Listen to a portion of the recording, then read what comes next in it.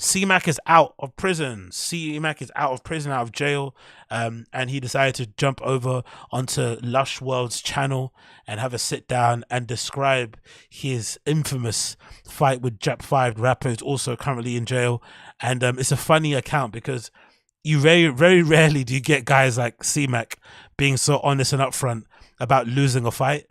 And the way he describes it and the way he kind of breaks it down, it makes complete sense, especially when you consider what JAP5 looks like and what he's known, and his reputation for fighting and stuff. So this is Cmac describing his altercation with JAP5 in jail and how he lost. 10 years old, cuz, and you 25, cuz, you gonna beat a nigga to death. So yeah, let's talk about that, because oh goddamn, that's the most discussed fade from behind the walls all year. Everybody knew it was coming. Y'all had exchanged words. There on neighborhood Crips, diss tracks. I'll let you know as soon as I got five Wayside on Hood. So you pull up at Wayside, and was that one of the first? I pulled up at Wayside, right? Called neighborhood Crip. By the way, what does that beer taste like? I see all these LA guys drinking it. What's it called? Old English. Is that like a wife beater type level of beer? Is that like Stella Artois? It looks like it's like, is it worth like $5, $2, $1? What is that like? Is that like a 1 liter tin? That's a huge amount of beer. I see these guys always drinking it. Is it horrible? Is it good? What is it called? Oldie English, I think. Old English 800. I've only ever seen it in okay, cool. It only comes in a 40 ounce. So he's got it in a tin. It's malt liquor in a tin. Shit. Yeah, okay, cool. So it's definitely going to get you fucked up, but it's not probably good for you, I'd assume. I would assume. Anyway, let me make this so it can be smaller, because I think my finger's flipping blocking it actually. Or actually, maybe I can, yeah, let me just move this a bit. Bear with me here. On Hoodsters. Let me see if I can get this working. Yeah, there you go. Maybe that'll work. Let's see if this works. Oh, still doesn't work. Okay, cool. Let's just bring this away then. Boom. Boom. Tiny hardhead FIP. I'm walking by. Now, Wayside got the different dorms where people go 5 yard, and they got the downstairs unit going 5 yard.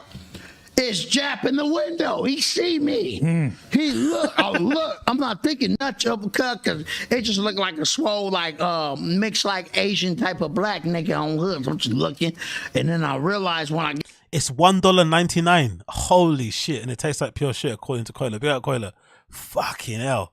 That's a lot of beer for $1.99. In the dorm, Trey Punch from Hoover kept pointing across, and you like, and Jap telling Kel like, look, nigga, I'm not over there. Squabble Groove. And that was the exact words. And Trey Punch told me, when I met Trey Punch, it wasn't no fade or nothing. Like, I'm just Trey Punch from Hoover. I'm like, all right, Kel, I'm Hood. It's Crip Mac from 55 Crip. I'm Hood. That's how I come in every motherfucking situation in the county. And then once he talked with Jap, he kept doing this like this through the window light. And I knew. And then that's when I realized when I heard Jap, when he came out the thing, he said, Squabble Groove on West Side Hoover, Squabble Groove. And I already know what that means. When a Hoover say they gonna groove you, that means they either gonna knock you out, they're gonna punch you to sleep, or they gonna chip you.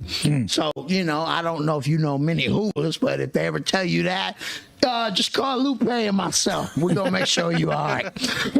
I appreciate that.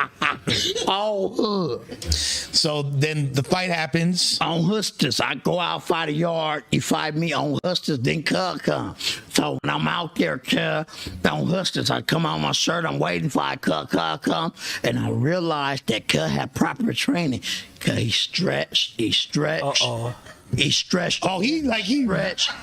That should always be a sign that you should run. If you're ever in a street fight and somebody stretches, somebody starts bouncing on their toes, or they immediately go for like a low kick, like a calf kick or something, or they try and go for an elbow or a knee, or they try and get you in a clinch, that's when you should be scared.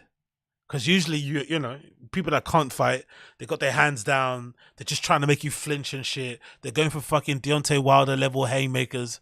But if somebody stretches and bounces on their knees, starts flipping, touching their toes, doing fucking what's that thing called? Hitting the fucking knees with the palms of their hands, or go straight for the calf kick, or gives you a teat kick, or try and goes for the head kick, you know for sure this person trains. Even worse so if they go straight. If they go straight for a takedown, they fake for a right, you go and block, and then they go straight through the takedown and flipping, get full mount, you should be very, very scared. He's treating it like a real hood. He wrapped his hands up. And what? On neighborhood crip on tiny hardhead FIP. So once it start fight squabble, I'm like, all right, come hustlers. I know how it is with the blacks, and we enemies on hustlers. I reach out and shake her hand, cuz. Shake my hand on hustlers. I square up with cuz on neighborhood crip. I go in. I'm swinging on hustlers. I hit cuz with 2 on hustlers, but at 5 like it didn't fade cuz on hood. You know how scary that's going to be if you're Crip Mac and you're fighting some guy in jail, even if it is JAP5 who's fucking swole as fuck, right? He's the short guy, but he's really built. He's ripped as hell. Super, super jacked, right? So fair enough, you're fighting him, but then you rush in to fight him. And if I'm not mistaken, JAP5 is like, let's say 5'6" or whatever, right? And if I'm not mistaken, Cmac must be like, you know, somewhere around the 6 foot range plus. And he's a big dude. He looks like he's like 250 pounds. And you're swinging or rushing into this little guy, and then you hit him twice and he doesn't flinch. And, you know, C-Mac's been involved in a lot of fights. He knows the power of his hands. He knows usually more often than not, if he hits somebody once or twice, it's usually a game over. You hit the person twice and they don't flinch. That's scary. Now you got to think about it. I was bigger and I didn't have much wind, so I keep swinging on Hustler. Cut tired me out on neighborhood crib, and then that's when Cut came. Really, people saying C-Mac is 5'8". Really, you think he's 5'8"? Bronze arm view, 5'9". He looks like he's like 6. Maybe he's not. Maybe it's the internet. But yeah, he's saying he's kept swinging. C-Mac kept ducking. I'm sorry, he kept swinging. JAP5 kept ducking all these punches. And just basically tired him out. With just a couple vicious punches. The chin called neighborhood crip the temple, and then Cut hit me somewhere right here. Cut, I couldn't breathe. I fell on hustlers. What people say? Jordan Ray says, AZ, do you see yourself in a new T5K Reddit animation? No. What's a new T5K Reddit animation? What animation is this? What are these animations? Let me check my phone. What's this animation you speak of? I did not see myself in no animation. Hopefully it's not disparaging. Hopefully they're not taking a piss out of my race or my IQ. What's the animation called? Is it the pinned comment? The champ is here. Is it that one? Okay, yeah, it is. Okay, cool. If it's the pinned one, I'll check it out later. I'll check it out later on the stream. I'll upload it. Thank you for the heads up, Jordan Ray. Appreciate you. Let's mute that. Thank you so much. Okay, cool. Okay, cool. I'll post up later. Let's get back to this. I thought, oh, hood and Cut, oh, neighborhood crib, we're going to go ahead and keep it 55th Street. I had a homeboy from 40s out there. Emac on hood. Emac on hood, you still from 40 crib, Cut, but you a custer. I'm going to keep it 55th Street. What Emac do? Cut didn't want to squabble Jap, but at the same time, when Jap, I'm going to keep it 55th Street, Cut. When Cut hit me right here. Something right here, Cub, put me down. That's how you know you're fighting somebody that can fight, when they aim for the body. That's another one thing. If somebody's bouncing on their feet before fighting you, they're stretching, they go for the calf kick or any type of leg kick, they go for the takedown, or if they start punching you to the body, because usually people don't do that who don't know how to fight, you should be worried. If anyone starts like ripping body shots into you, you should be very, very worried. They say there's some windpipe. You know, Cut boxers will cut know everything. When I'm on the ground, Cut, you get fired and boom. They come from 40 just standing there. It was a nigga from Watts on neighborhood crib, Droop on Hustlers from Front Street. Okay. No, it was Back Street Watts. Okay. Droop on neighborhood crib. Cut told me like, Jap, that's enough, nigga. And Jap on hood. When I got out, when on neighborhood crib, Jap told me, nigga, you ain't no real Hoover killer. That's what I thought on Cut. We went another round. After we went another round, they stopped it. It was over with. Cuz he shook my hand, and I'm like, and I told him, you got to rate C-Mac, innit? He got fucked up the first time.